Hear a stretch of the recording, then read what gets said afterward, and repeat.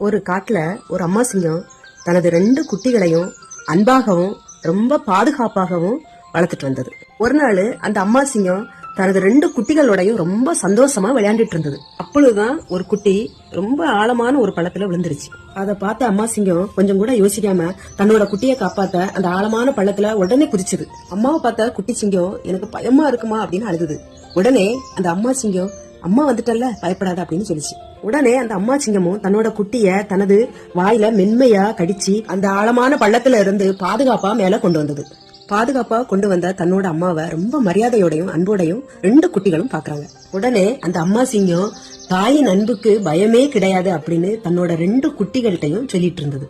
அந்த நாள்ல இருந்து குட்டிகள் தன்னோட அம்மா தைரியத்தையும் அன்பையும் புரிஞ்சு எல்லார்கிட்டையும் அன்போடையும் ஒற்றுமையாகவும் நடக்க ஆரம்பிச்சாங்க.